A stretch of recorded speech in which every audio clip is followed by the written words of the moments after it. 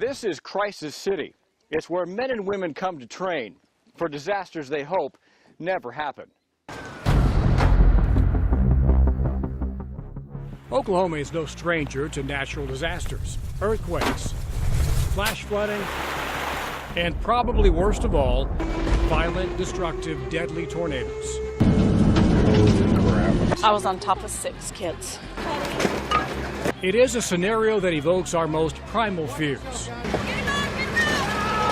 Buried under a mountain of debris. Trapped with no way out. Have you seen any survivors come out? Yes. It is those survivor stories that motivate and inspire our first responders. It makes you want to be better. Mark Edwards is a lieutenant with Oklahoma Task Force 1, a team of men, women, and canines dedicated to search and rescue. Our primary objective is to find those victims, and we're going to risk our life to save a life. I mean, that's what we do in Oklahoma City. That's what we do across the nation as first responders.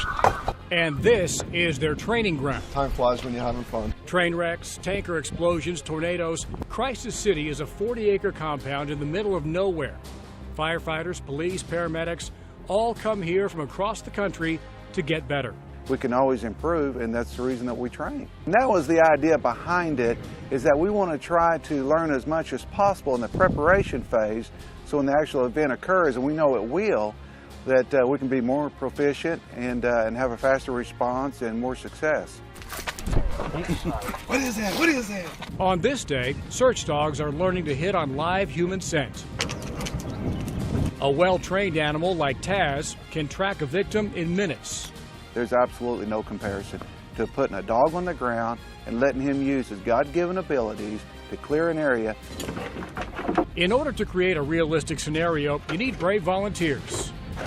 We'll plant bodies in the rubble. Willing to hide beneath the twisted steel and crushed concrete. You guys ready to bury me? You bet. All right. So this is a 17-foot deep tunnel of concrete.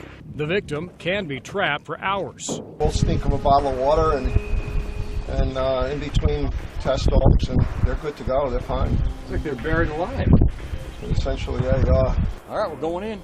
Volunteers, you get the short Volunteers. straw. This is where they wind up. Thank you, Mr. West, for volunteering. That's so gracious of you.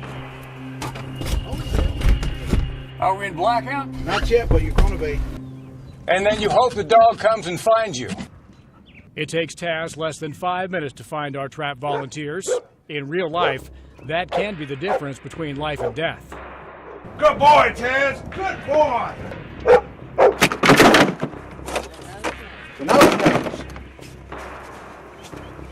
Sir, I'm alive! Thank goodness. I cannot imagine being trapped down there for hours and hours on end. You guys are lifesavers. I've never been trapped alive, but being down there for just a couple of minutes, I can't even imagine what real victims must feel like when they see your face. Yes. And they hear that dog barking. Absolutely. It's joyous, no question. So, it's a good job. Thank you, sir. You guys do good work. The training here is relentless. Skills and guidance that cannot be learned in any textbook. Once they leave Crisis City, these first responders will be prepared for Mother Nature's absolute worst. Lives depend on it, when seconds really count. In Salina, Kansas, Lance West, News Channel 4.